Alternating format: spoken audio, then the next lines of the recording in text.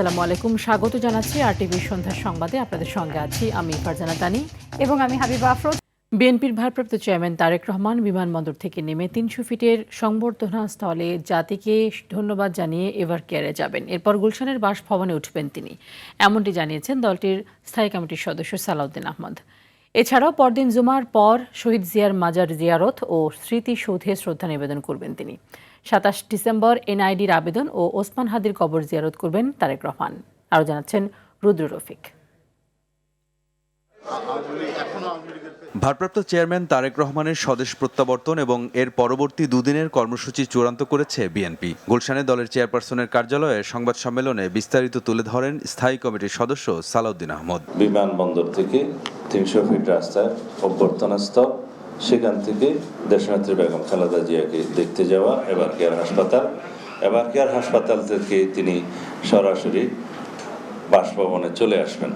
শুক্রবার ও শনিবার এই দুদিনও ব্যস্ত সময় পার করবেন তারেক রহমান। বাদ জুম্মা তিনি বাসভবন থেকে রওনা হয়ে প্রথমে শহীদ জিয়ার মাজার জিয়ারত করবেন এবং সেখান থেকে জাতীয় স্মৃতিসৌধে তিনি শ্রদ্ধা জ্ঞাপন করতে যাবেন। ২৭ তারিখে এনআইডি কার্ড এবং ভোটার হওয়ার সমস্ত কাজগুলো সেদিন করবেন। এরপরে শহীদ ওসমান হাদির কবর জিয়ারত করবেন। তারেক রহমানের দেশে ফেরার আনুষ্ঠানিকতায় অনিচ্ছা সত্ত্বেও জনদুর্ভোগের জন্য অগ্রিম দুঃখ প্রকাশ করেন সালাউদ্দিন আহমদ। সকলের কাছে আগাম দুঃখ প্রকাশ করছি ও ক্ষমা প্রার্থনা করছি। পরে আলাদা সংবাদ সম্মেলনে সিনিয়র যুগ্ম মহাসচিব রুহুল কবির রিজভী সিলেট বিমানবন্দরে ভিড় না করতে সেখানকার নেতাকর্মীদের নির্দেশনা দেন। সিলেট মহানগর এবং সিলেটের আশেপাশের জেলাগুলো বা সিলেট জেলার কোনো নেতৃবৃন্দ কেউ অহেতুক বিমানবন্দরে ভিড় করবেন না, বিমানবন্দরে সেখানে যাবেন না। উনি ওই বিমানেই ঢাকা এসে পৌঁছাবেন। তারেক রহমানের দেশে ফেরার কর্মসূচি সুশৃঙ্খলভাবে শেষ হবে বলে প্রত্যাশা বিএনপির। রুদ্র রফিক, আরটিভি, ঢাকা। স্বদেশ প্রত্যাবর্তনের দিনে বিএনপির ভারপ্রাপ্ত চেয়ারম্যান তারেক রহমানের অভ্যর্থনা সমাবেশের অনুমানের চেয়েও বেশি মানুষের সমাগম হবে বলে আশা করেছেন দলটির স্থায়ী কমিটির সদস্য মির্জা আব্বাস। দুপুরে অভ্যর্থনা সমাবেশ স্থল পরিদর্শন শেষে কথা জানান তিনি। রাজধানীর ৩০০ ফিটে অনুষ্ঠেয় এই সমাবেশের মঞ্চ প্রায় প্রস্তুত। আরও জানাচ্ছেন শামীম চৌধুরী। ঐতিহাসিক দিনের সাক্ষী হতে যাওয়া অভ্যর্থনা মঞ্চ নির্মাণের কাজ প্রায় শেষ পর্যায়ে। চলছে লাইটিং ও সাজসজ্জার কাজ। তারেক রহমানের প্রত্যাবর্তনকে সামনে রেখে মানুষের সমাগমে আনন্দমুখর হয়ে উঠেছে ৩০০ ফিটের অভ্যর্থনা স্থল। বিএনপি নেতাকর্মীদের পাশাপাশি জড়ো হয়েছেন সাধারণ মানুষ। এইখানে এসেছি আমাদের দেশনায়ক জনাব তারেক রহমানকে অভ্যর্থনা জানানোর জন্য। আমাদের অনেক লোক বাসে ট্রেনে করে এই ৩০০ ফিটে চলে এসেছেন এবং আজকেও হাজার হাজার লোক এখানে সবাই চলে আসবেন। সড়কে শোভা পাচ্ছে তারেক রহমানের ছবি সংবলিত ব্যানার ও ফেস্টুন। মঞ্চসহ সমাবেশ স্থলের চারপাশে নিশ্ছিদ্র নিরাপত্তা জোরদারে কাজ করছে সিএসএফ এবং আইনশৃঙ্খলা বাহিনীর সদস্যরা। মঞ্চের দুপাশে বসানো হয়েছে নিরাপত্তা চৌকি, বৈদ্যুতিক খুঁটিতে থাকছে সিসি ক্যামেরা। কাজের অগ্রগতি পরিদর্শনে এসে বিএনপির যুগ্ম মহাসচিব হুমায়ুন কবির জানান, সর্বোচ্চ নিরাপত্তা ব্যবস্থা থাকবে তারেক রহমানের জন্য। যত সাধারণ হয়ে থাকা যায়, নেতাকর্মীদের সাথে মিশা যায়, দেশবাসীর সাথে মিশা যায়, ওইটাই উনি চান। তারপরেও সরকার তার সিকিউরিটি অ্যাডভাইস আছে। বাংলাদেশ গভর্নমেন্টের হাইয়েস্ট যে এক্সপার্ট প্রোটোকল আছে সিকিউরিটি বিষয়ে সবই থাকবে। মঞ্চ পরিদর্শন শেষে দলটির স্থায়ী কমিটির সদস্য মির্জা আব্বাস বলেন, সমাবেশে কি পরিমাণ মানুষের সমাগম হবে সেটি ধারণা করা অসম্ভব। আয়োজন করেছি বহু প্রোগ্রামের, কিন্তু এবারের প্রোগ্রামটা একটু ভিন্নতর। মানুষের ভিতরে এখন একটা ঈদ উৎসব বিরাজ করতেছে। আমি যখন আসি তখন অনেকে বললো যে ওখানে গিয়ে মাঠ তো খালি, কেউ নাই এখন। আমি দেখলাম এখন তো অর্ধেক লোক হয়ে গেছে। দেখলাম এই রাস্তা বোধহয় আজকে রাত্রের মধ্যে ভরাট হয়ে যাবে। মঞ্চ প্রায় প্রস্তুত। আগামীকালের পর এই মঞ্চই হবে দেশের ইতিহাসে এক ঐতিহাসিক মঞ্চ। কারণ দীর্ঘ প্রায় 18 বছর নির্বাসিত জীবন কাটানোর পর এই মঞ্চেই ভাষণ দেবেন বিএনপির ভারপ্রাপ্ত চেয়ারম্যান তারেক রহমান। বিএনপি নেতারা বলছেন, তাদের প্রিয় তারেক রহমানকে অভ্যর্থনা জানাতে স্মরণকালের সর্ববৃহৎ গণজমায়েত হবে এখানে। শামীম চৌধুরী, RTV, ঢাকা।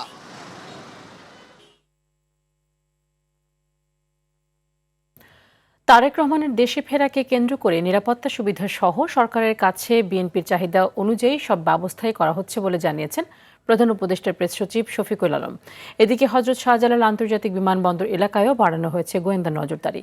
বিএনপির পক্ষ থেকেও নেওয়া হয়েছে নিজস্ব শক্তিশালী নিরাপত্তা ব্যবস্থা। তবে বিএনপির ভাইস চেয়ারম্যানের জন্য SSF এর জন্য আবেদন করা হয়নি বলে জানিয়েছেন SSF প্রধান। আরও জানাচ্ছেন রাকিব হাসান।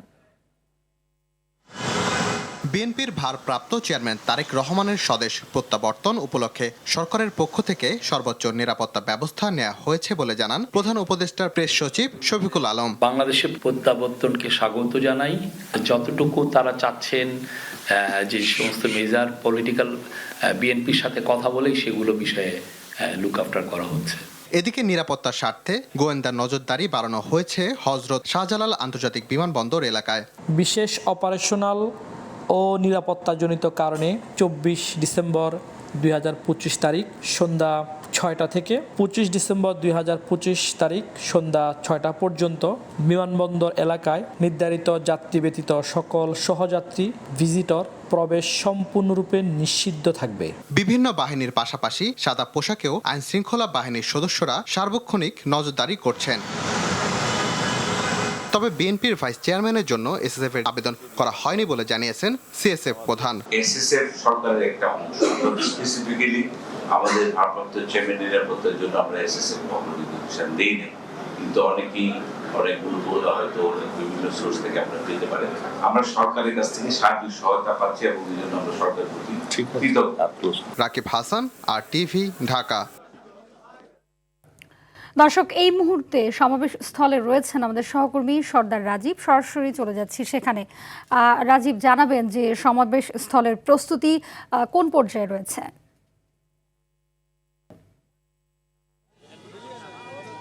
জি হাবিবা, আমি যদি একটু বলি যে এই মঞ্চের সামনের পুরো সড়কটি কিন্তু ইতিমধ্যেই বিএনপির নেতাকর্মীদের মাধ্যমে ভরে গেছে। বলা যায় যে কানায় কানায় পূর্ণ হয়ে যাচ্ছে এবং সময় যত গড়াচ্ছে বিএনপির নেতাকর্মীদের পাশাপাশি কিন্তু তাদের সমর্থকরাও এখানে আসছেন। ইতিমধ্যেই কিন্তু এই সড়কের সামনে সহ ডান পাশে এবং বাম পাশের পুরো এলাকাটি কিন্তু নেতাকর্মীদের দখলে চলে গেছে। যদিও বিএনপির মিডিয়া সেল এবং মঞ্চ থেকে বারবার বলা হচ্ছে সড়ক ছেড়ে দিয়ে পাশে দাঁড়াতে, কেননা এই সড়ক দিয়ে কিন্তু প্রচুর গাড়ি চলাচল করছে এবং এই নেতাকর্মীদের কারণে কিন্তু অনেকটা জ্যামও পড়ে গেছে।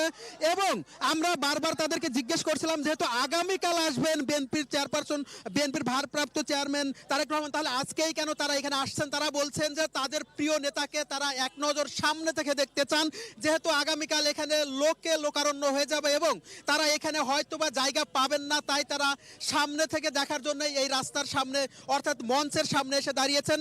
যদিও বিএনপির পক্ষ থেকে বলা হয়েছে এখানে অন্তত 1000 মাইকের পাশাপাশি 1000 খানেক ডিজিটাল ব্যানার লাগানো হয়েছে, অর্থাৎ ডিজিটাল প্রজেক্টর লাগানো হয়েছে, যার মাধ্যমে বিএনপির ভারপ্রাপ্ত চেয়ারম্যান তারেক রহমানের বক্তব্য সহ পুরো আয়োজনটি লাইভ টেলিকাস্ট করা হবে। তারপরেও কিন্তু তারা সামনে থেকে দেখার জন্য আসছেন। আমরা যদি একটু বলি, আর মাত্র কয়েক ঘন্টা পরেই কিন্তু বিএনপির ভারপ্রাপ্ত চেয়ারম্যান তারেক রহমান তার দীর্ঘ 17 বছরের নির্বাসিত জীবন শেষে বাংলাদেশের উদ্দেশ্যে রওনা দেবেন, অর্থাৎ বাংলাদেশ সময় রাত 12টার সময় লন্ডনের হিথ্রো বিমানবন্দর থেকে তার পরিবারের 3 সদস্য সহ মোট 6 জন কিন্তু তারা রওনা দিবেন।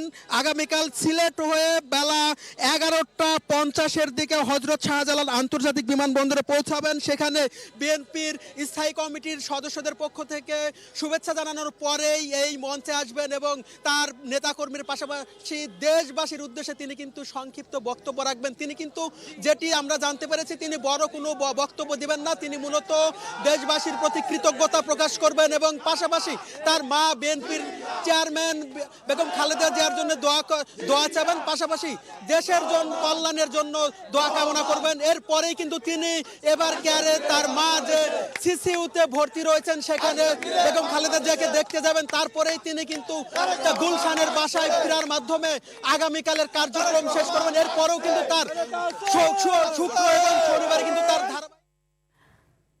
জি, ধন্যবাদ আপনাকে। দর্শক, বিএনপির ভারপ্রাপ্ত চেয়ারম্যানের স্বদেশ প্রত্যাবর্তনের সার্বিক পরিস্থিতি জানাতে আমাদের সঙ্গে লন্ডন থেকে সরাসরি যুক্ত হচ্ছেন সহকর্মী সারওয়ার হোসেন। সারওয়ার, শুনতে পাচ্ছেন নিশ্চয়ই আমাকে। তারেক রহমানের দেশে ফেরা নিয়ে সবশেষ কি তথ্য আপনার কাছে আছে? এবং আমরা জানি যে লন্ডন সময় কয়েক ঘন্টা পরে তারেক রহমান রওনা করবেন, ঠিক কয়টার সময় তিনি রওনা করছেন এবং সফর সঙ্গী হিসেবে তার সঙ্গে কারা থাকছেন, যারা তাকে বিদায় দিতে আসবেন তাদের প্রতিক্রিয়া কি? ধন্যবাদ ফারজানা তানি। যেমনটি আপনি বলছিলেন, বিএনপির ভারপ্রাপ্ত চেয়ারম্যান তারেক রহমান আজ 24 ডিসেম্বর বাংলাদেশের উদ্দেশ্যে রওনা দিচ্ছেন। আমি এখন আছি লন্ডনের হিথ্রো এয়ারপোর্টের টার্মিনাল 4। আপনারা দেখতে পাচ্ছেন এই টার্মিনাল হয়ে তিনি বাংলাদেশের উদ্দেশ্যে যাত্রা করবেন এবং এখানকার বাংলাদেশ বিমানের ফ্লাইট যেটি BG 202, এই ফ্লাইটে তিনি বাংলাদেশ যাচ্ছেন, যেটি লন্ডনের হিথ্রো এয়ারপোর্ট থেকে ছেড়ে যাবে লন্ডন সময় সন্ধ্যা 6:15 এবং এটি আগামীকাল 25 ডিসেম্বর বাংলাদেশে সিলেট ওসমানী বিমানবন্দরে পৌঁছাবে 9:45 এবং তারপর সেটি ঢাকা যাবে 11:45। আমরা এমনটাই বিমানের শিডিউল থেকে জানতে পেরেছি। এবং বিএনপির ভারপ্রাপ্ত চেয়ারম্যান তারেক রহমানের সাথে যারা যাচ্ছেন, আমরা যতটুকু জানতে পেরেছি, তার স্ত্রী ডাক্তার জুবাইদা রহমান যাচ্ছেন, তাদের মেয়ে ব্যারিস্টার চাইমা রহমান যাচ্ছেন এবং সাথে ব্যক্তিগত সহকারী আব্দুর রহমান সানি যাচ্ছেন এবং তারেক রহমানের প্রেস সচিব হিসেবে দায়িত্ব পালন করা সাংবাদিক সালেহ শিকদার যাচ্ছেন, আমরা অতটুকু জানতে পেরেছি। এর পাশাপাশি যুক্তরাজ্য বিএনপি সাধারণ সম্পাদক খসরুজ্জামান খসরু সহ আরো কয়েকজন বিএনপির নেতা এবং পাশাপাশি তারেক রহমানের ঘনিষ্ঠ কয়েকজন একই ফ্লাইটে বাংলাদেশে যাচ্ছেন বলে আমরা জানতে পেরেছি। তারেক রহমান এই হিথ্রো বিমানবন্দর থেকে মাত্র 1 ঘন্টার দূরত্বে ওনার বাসা, যেটি কিংস্টনে, সেখান থেকে হয়তোবা তিনি লন্ডন সময় আরো 1-1.5 ঘন্টা 2 ঘন্টা পরে তিনি রওনা দিতে পারেন এবং হয়তোবা এখানে লন্ডন সময় 3:30টার দিকে তিনি হিথ্রো বিমানবন্দরে এসে পৌঁছাতে পারেন। এখানে আমরা এখনো বিএনপি তেমন কোনো নেতা কর্মীকে দেখিনি, কারণ আসলে তারেক রহমান নিজেই নেতা কর্মীদের এখানে আসতে নিষেধ করেছিলেন, সেজন্য হয়তো অনেকে আসতে এখানে চাচ্ছেন না। তারপরেও আমরা আশা করছি হয়তো বেশ কিছু নেতা কর্মী কিছুক্ষণের মধ্যে পৌঁছে যাবেন এখানে এবং তখনই আপনাদেরকে তাদের প্রতিক্রিয়া জানাতে পারবো। তবে বিএনপির নেতা কর্মীরা যেটা আমাদেরকে গত কয়েকদিনে বলেছেন, তারা অনেক খুশি, কিন্তু তারপরেও তাদের মধ্যে কিছুটা আবেগ, যেহেতু প্রায় 17 বছরের অধিককাল সময়ে তারেক রহমান এই লন্ডনে ছিলেন, নেতা কর্মীদের কাছে পেয়েছেন, নেতা কর্মীরা তাদের প্রিয় নেতাকে কাছে পেয়েছে। এই বিদায় বেলায় তারা কিছুটা আবেগ আপ্লুত, তারপর তারা খুশি, দেশের ক্রান্তি লগ্নে দেশের হাল ধরতে যাচ্ছেন তারেক রহমান এবং সে কারণে আসলে নেতা কর্মীরা আশা করছেন তারেক রহমানের হাত ধরে আগামী বাংলাদেশ এগিয়ে যাবে। এবং লন্ডনের হিথ্রো বিমানবন্দরে যেটি বলছিলাম, সে এখান থেকে আবার সর্বশেষ যেটি বলে রাখি, বাংলাদেশ বিমানের BG 202 এই ফ্লাইটটি লন্ডন সময় 6:15 হিথ্রো বিমানবন্দর ছেড়ে যাবে এবং সেটি করে তারেক রহমান দেশে ফিরছেন প্রায় 17 বছর পর। এই ছিল এখানকার সর্বশেষ আপডেট। জি, ধন্যবাদ আপনাকে। বিএনপির ভারপ্রাপ্ত চেয়ারম্যান তারেক রহমানের অভ্যর্থনা অনুষ্ঠানে অংশ নিতে ব্যাপক প্রস্তুতি নিয়েছে বিভিন্ন জেলা বিএনপি ও এর অঙ্গ ও সহযোগী সংগঠনগুলো। জেলা প্রতিনিধিদের তথ্য ও চিত্রে সেই খবর জানাচ্ছেন লামিয়া তানজিন মাহমুদ। বিএনপির ভারপ্রাপ্ত চেয়ারম্যান তারেক রহমানকে বরণ করতে ইতিমধ্যে খুলনা জেলা ও মহানগর বিএনপির পক্ষ থেকে করা হয়েছে পৃথক সভা। 6টি আসনে মনোনয়ন পাওয়া ও মনোনয়ন প্রত্যাশী নেতারাও ঢাকায় বড় শোডাউন দেখাতে চান। সারা বাংলাদেশে উচ্ছ্বাস আর আনন্দের জোয়ার বইছে। প্রিয় নেতাকে বরণ করে নেওয়ার জন্য যে যার মতো করে পারছে ঢাকার পথে রওনা হচ্ছে। আমরা এখান থেকে শতাধিক গাড়ি, মাইক্রোবাস, মিনিবাস সহ বিভিন্ন কায়দায় আমরা লোক প্রেরণ করছি। হবিগঞ্জে বিভিন্ন উপজেলা ও ইউনিয়ন থেকে বিএনপি ও সহযোগী সংগঠনের নেতাকর্মীরা সংবর্ধনা অনুষ্ঠানে যোগ দিতে আগেই ঢাকার উদ্দেশ্যে রওনা হচ্ছেন। ইতোমধ্যে বাস, ট্রেন ও প্রাইভেট কার যোগে নেতাকর্মীদের ঢাকা যাত্রা শুরু হয়েছে। যাতায়াতকারী যানবাহনগুলো ব্যানার, ফেস্টুন ও দলীয় পতাকায় সাজানো হচ্ছে। 9টি উপজেলা এবং 6টি পৌরসভা প্রায় 1.5 লক্ষাধিক মানুষ। আমরা আশা করছি যে আমরা ইনশাল্লাহ নির্ধারিত সময়ের আগেই আমরা ঢাকা পৌঁছাবো। নাটোরে দলের পক্ষ থেকে নেওয়া হয়েছে বড় ধরনের প্রস্তুতি। অন্তত 50 থেকে 60 হাজার নেতাকর্মী ঢাকায় উপস্থিত থাকবেন বলে আশা করা হচ্ছে। জেলার 52টি ইউনিয়নের নেতাকর্মীদের জন্য 130টি বাস, 200টি হাইস ও মাইক্রোবাস ভাড়া করা হয়েছে। ঢাকা শহরে মানুষের মহাসমুদ্রে পরিণত হবে। বাংলাদেশ যতদিন থাকবে, বাংলাদেশের ভাষা যতদিন থাকবে, ইতিহাসে এই প্রত্যাবর্তন দিবসকে কেন্দ্র করে যে সমাবেশ হবে, মানুষের সমাগম হবে, এটা একটা ঐতিহাসিক হিসাবে লিখিত থাকবে। তারেক রহমানের স্বদেশ প্রত্যাবর্তনে শুভেচ্ছা জানাতে নড়াইল ও ভোলা থেকে 15টি লঞ্চে ঢাকায় আসছেন লক্ষাধিক বিএনপি নেতাকর্মী। বরিশাল, যশোর ও ময়মনসিংহের ভালুকায় করা হয়েছে আনন্দ র্যালি। এছাড়া ফরিদপুর থেকে 40 থেকে 50 হাজার বিএনপি নেতাকর্মী, ভৈরব থেকে 100টি বাস, ট্রেন এবং ট্রাকে করে প্রায় 15 হাজার মানুষ ঢাকার উদ্দেশ্যে রওনা দেবে। দিনাজপুরে হিলি ও ব্রাহ্মণবাড়িয়া রাখাউড়ায় বিএনপি ও অঙ্গ সংগঠনের উদ্যোগে একটি আনন্দ মিছিল বের করা হয়। লামিয়া তানজিল মাহমুদ, RTV। দর্শক, তারেক রহমানের স্বদেশ প্রত্যাবর্তনে আরও খবর জানাতে ভোলা থেকে সরাসরি যুক্ত হচ্ছেন সহকর্মী অমিতাভ অপু জানাবেন যে তারেক রহমানের অভ্যর্থনা অনুষ্ঠানে যোগ দিতে নেতাকর্মীরা ঢাকার উদ্দেশ্যে রওনা হয়েছে কিনা এবং সার্বিকভাবে কি দেখছেন সেখানে, ভোলা জেলা থেকে কয়টি লঞ্চ আসবে, সব মিলিয়ে বিস্তারিত জানাবেন। আপনি যেটা জানতে চেয়েছেন যে ভোলা দ্বীপ জেলা ভোলা থেকে 10টি লঞ্চকে চিহ্নিতভাবে এবং আরও 5টি 15টি লঞ্চ যোগেই বিএনপি নেতা কর্মীরা ঢাকায় তারা আসছেন এবং তারা একটি নৌবহরের মধ্যে দিয়ে শোভাযাত্রার মধ্যে দিয়ে তারা কিন্তু পরে ইতিমধ্যে ভোলা সদরের ছাড়া অন্যান্য উপজেলা থেকে যে লঞ্চগুলো বিকাল থেকে ছাড়া শুরু করে দিয়েছে। আমরা যদি জলস্থান, বোরহানুদ্দিন, লালমোহন, চৌধুরীউদ্দিন, মনপুরা, চরফেশন এই 6টি উপজেলা থেকে ইতিমধ্যে লঞ্চ ছেড়ে দিয়েছে। প্রতিটি লঞ্চে 4 থেকে 5,000 মানে নেতাকর্মী সেই লঞ্চগুলো রয়েছে এবং ভোলা সদর থেকে কিছুক্ষণ পরেই লঞ্চ ছাড়বে ফারান নয়, যেটির সামনে আমি অবস্থান করছি, আমার পিছনে লঞ্চগুলো সেগুলো অবস্থান করছে। ভোলা জেলা বিএনপির আহ্বায়ক গোলাম নবী আলমগীর তার নেতৃত্বে এবং ভোলা জেলা বিএনপি সদস্য সচিব রাইসুল আলমের নেতৃত্বে ভোলা জেলার সকল বিএনপি নেতাকর্মী, লক্ষাধিক নেতাকর্মী কিন্তু ঢাকায় আসছে। তারা এই তাদের প্রান্তীয় নেতা যুবরাজ বিএনপি কর্ণধার যাকে বলা হচ্ছে এখন বিএনপির ভারপ্রাপ্ত চেয়ারম্যান তারেক রহমানকে তারা শুভেচ্ছা জানাতে এবং তাদের প্রিয় নেতার বক্তব্য শুনতে তারা ভোলা থেকে তারা রওনা দিচ্ছে এবং তাদের যে বিশাল বহর যাচ্ছে এটি একটি নৌ বহরের মতো যাবে। সেখানে পতাকা ছবিতে থাকবে এবং প্রতিটি লঞ্চের মধ্যে ব্যানার ফেস্টুন থাকছে। নেতাকর্মীরা স্লোগানে মুখরিত করে তুলে তারা ঢাকাকে জানান দিবে যে ভোলা থেকে লক্ষাধিক নেতাকর্মী তারা ভোলা ঢাকায় আসছে এবং তাদের প্রিয় নেতাকে শুভেচ্ছা জানাতে।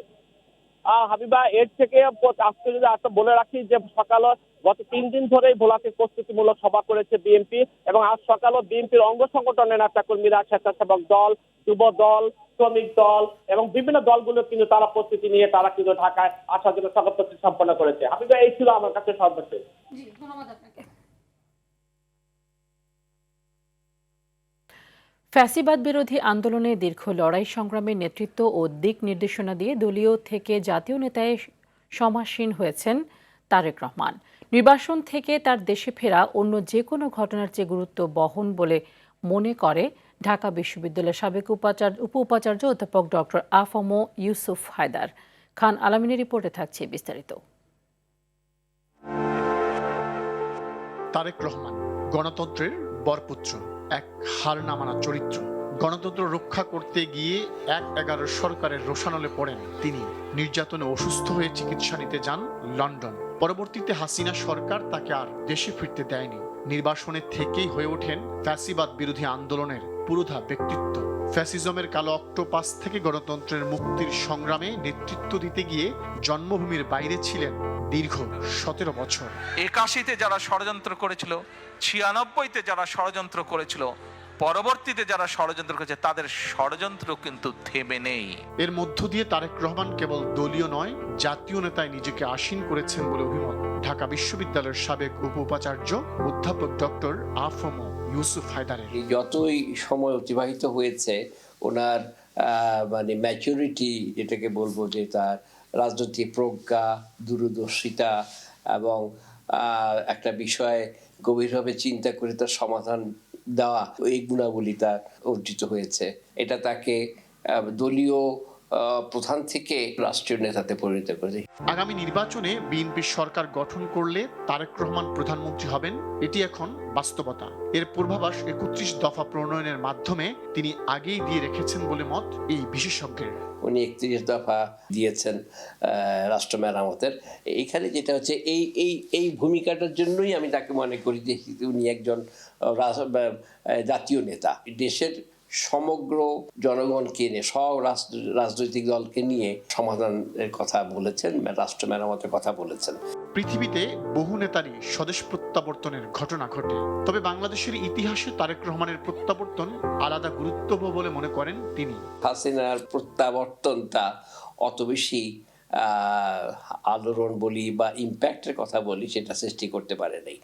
তবে তারেক রহমানের এই দেশে ফেরাটা বাংলাদেশে বিরাট আলোড়ন সৃষ্টি করবে, বিশেষ করে মানুষের প্রত্যাশাটার বহিঃপ্রকাশটা ঘটবে।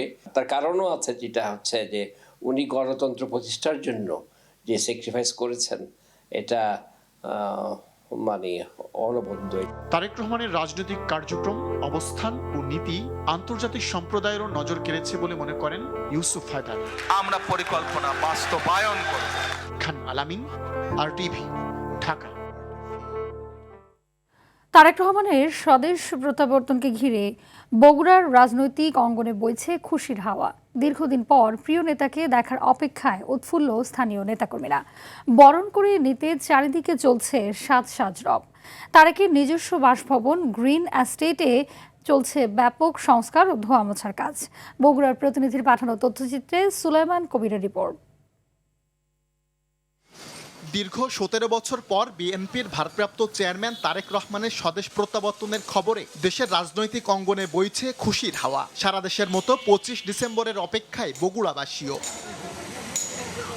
বগুড়া শহরের রিয়াজ কাজী লেনের গ্রিন এস্টেট ভবনটি তারেক রহমানের নিজ বাড়ি। 2007 সালে তিনি লন্ডনে যাওয়ার পর থেকেই বাড়িটি অনেকটা পরিত্যক্ত অবস্থায় ছিল। তবে তারেকের ফেরার খবরে আবারও ঢেলে সাজানো হচ্ছে স্মৃতি বিজড়িত বাড়িটি। বিগত ফ্যাসিস্ট আমলে অবহেলিত পড়েছিল, উনি যেহেতু ছিলেন না, বাসায় কিছু সংস্কার কার্যক্রম চলছে। আমরা আশা করব উনি এসে এই বাসা থেকে ওনার রাজনৈতিক কার্যক্রম এবং নির্বাচনী কার্যক্রম পরিচালনা করবেন। উনি রাজনৈতিক জীবনের শুরু যখন হলো তখন থেকে তো উনি এই বাসাতেই আসতেন, এখানে থাকতেন। দীর্ঘদিন উনি অনুপস্থিত থাকার কারণে বাড়িটা আপনার অগোছালো একটা অবস্থা রয়েছে, সেটাকে সংস্কার করে সুন্দর করে একটি বসবাসযোগ্য একটি বাড়ি করে করানো হচ্ছে। আগামী বাকি যে সময়গুলো, বাকি দিনগুলো যাতে দেশ ও জাতির উন্নয়নে উনি নিজেকে কাজে লাগাতে পারেন, এটা আমাদের প্রত্যাশা। আমার কাছে দেশে ফেরার পর 4 থেকে 6 জানুয়ারির মধ্যে যে কোনো দিন বগুড়ায় যেতে পারেন তারেক রহমান। দীর্ঘদিন পর ঘরের ছেলেকে বরণ করতে প্রস্তুত স্থানীয় নেতাকর্মীরা। বগুড়ার সোল আমাদের বগুড়া আসতেছে, আমরা সবাই বগুড়াবাসী খুব খুশি, আনন্দিত। আমরা তাকে নিয়ে আনন্দ করব, তাকে নিয়ে আমরা ভোট করব, অনেক ভোটে, বিপুল ভোটের ব্যবধানে তাকে জিতে দেব। দোয়া করব তার জন্য, তার মায়ের জন্য, ইনশাআল্লাহ। ত্রয়োদশ জাতীয় সংসদ নির্বাচনে প্রথমবারের মতো বগুড়া 6 আসন থেকে অংশ নিচ্ছেন বিএনপির ভারপ্রাপ্ত চেয়ারম্যান তারেক রহমান। সুলাইমান কবির, RTV। এলডিপি ও এনডিএম ছেড়ে বিএনপিতে যোগ দিয়েছেন রেদওয়ান আহমেদ ও ববি হাজ্জাজ। দুপুরে বিএনপি চেয়ারপারসনের গুলশান কার্যালয়ে দলের মহাসচিব মির্জা ফখরুল ইসলাম আলমগীরের উপস্থিতিতে তারা বিএনপিতে যোগ দেন। আগামী জাতীয় সংসদ নির্বাচনে রেদওয়ান আহমেদ কুমিল্লা 7 এবং ববি হাজ্জাজ ঢাকা 13 থেকে ধানের শীষ প্রতীকে লড়াই করবেন। এছাড়া 8টি আসনে সমমনা 7টি দলের সঙ্গে সমঝোতা হয়েছে বিএনপির। সেসব আসনে কোনো প্রার্থী দেবে না দলটি। মির্জা ফখরুল ইসলাম আলমগীর সংবাদ সম্মেলনে আসন সমঝোতার কথা তুলে ধরেন। এর মধ্যে বগুড়া 2 থেকে নাগরিক ঐক্যের মাহমুদুর রহমান মান্না, ঢাকা 12 থেকে বিপ্লবী ওয়ার্কার্স পার্টির সাইফুল হক, গণ অধিকার পরিষদের নুরুল হক নূর পটুয়াখালী 3 এবং রাশেদ খান ঝিনাইদহ 4 থেকে নির্বাচন করবেন। এছাড়া পিরোজপুর 1 থেকে কাজী জাফর প্রতিষ্ঠিত জাতীয় পার্টি থেকে মোস্তফা জামাল হায়দার, ব্রাহ্মণবাড়িয়া 6 থেকে গণসংহতি আন্দোলনের জুনায়েদ সাকি, নড়াইল 2 থেকে এনপিপির ফরিদুজ্জামান ফরহাদ এবং যশোর 5 থেকে ইসলামী ঐক্য জোটের মুফতি রশিদ বিন ওয়াক্কাস প্রতিদ্বন্দ্বিতা করবেন। বিএনপির ভারপ্রাপ্ত চেয়ারম্যানের সংবর্ধনায় আচরণবিধি লঙ্ঘন হয় কিনা তা খতিয়ে দেখা হবে বলে জানিয়েছেন নির্বাচন কমিশনের সিনিয়র সচিব আক্তার আহমেদ। এদিকে আগামী 12 ফেব্রুয়ারি নির্বাচন অনুষ্ঠিত হওয়া নিয়ে শঙ্কা প্রকাশ করেছেন জাতীয় নাগরিক পার্টি এনসিপির মুখ্য সমন্বয়ক নাসির উদ্দিন পাটোয়ারি। আগারগাঁও নির্বাচন ভবনে সিইসির সঙ্গে সাক্ষাতের পর এই মন্তব্য করেন তিনি। জামায়াতে ইসলামীর সহকারী সেক্রেটারি জেনারেল এহসানুল মাহবুব জুবায়ের বলেন, তারেক রহমানের সংবর্ধনায় আচরণবিধি লঙ্ঘন হচ্ছে কিনা তা দেখার দায়িত্ব ইসির। জুলাই গণঅভ্যুত্থানে রাজধানীর রামপুরায় 28 জনকে হত্যায় মানবতা বিরোধী মামলায় 2 সেনা কর্মকর্তা সহ 4 জনের বিরুদ্ধে অভিযোগ গঠন করে বিচার শুরুর আদেশ দিয়েছেন আন্তর্জাতিক অপরাধ ট্রাইব্যুনাল। আর আন্দোলনকালীন সময়ে চাংখারপুলে শিক্ষার্থী আনাস সহ 6 জনকে হত্যা মামলার রায় ঘোষণা হবে 20 জানুয়ারি। এছাড়া আজ ট্রাইব্যুনালে হাসানুল হক ইনুর মামলা সহ আরও কয়েকটি মামলার বিচারিক কার্যক্রম হয়। দেশের 26তম প্রধান বিচারপতি হিসেবে নিয়োগ পেলেন আপিল বিভাগের বিচারক জুবায়ের রহমান চৌধুরী। মঙ্গলবার আইন বিচার ও সংসদ বিষয়ক মন্ত্রণালয় থেকে প্রধান বিচারপতি নিয়োগ দিয়ে এই প্রজ্ঞাপন জারি করে। রাষ্ট্রপতির আদেশ ক্রমে আইন ও বিচার বিভাগের সচিব লিয়াকত আলী মোল্লা স্বাক্ষরিত প্রজ্ঞাপনে বলা হয়, গণপ্রজাতন্ত্রী বাংলাদেশের সংবিধানের 95 অনুচ্ছেদের প্রথম দফায় প্রদত্ত ক্ষমতা বলে মহামান্য রাষ্ট্রপতি বাংলাদেশ সুপ্রিম কোর্ট আপিল বিভাগের বিচারপতি জুবায়ের রহমান চৌধুরীকে বাংলাদেশের প্রধান বিচারপতি নিয়োগ করা হলো। এতে আরও বলা হয়, এই নিয়োগ শপথ গ্রহণের তারিখ থেকে কার্যকর হবে। বড়দিন উপলক্ষে খ্রিস্টান সম্প্রদায়ের প্রতিনিধিদের সঙ্গে শুভেচ্ছা বিনিময় করেছেন প্রধান উপদেষ্টা অধ্যাপক ডক্টর মোহাম্মদ ইউনূস।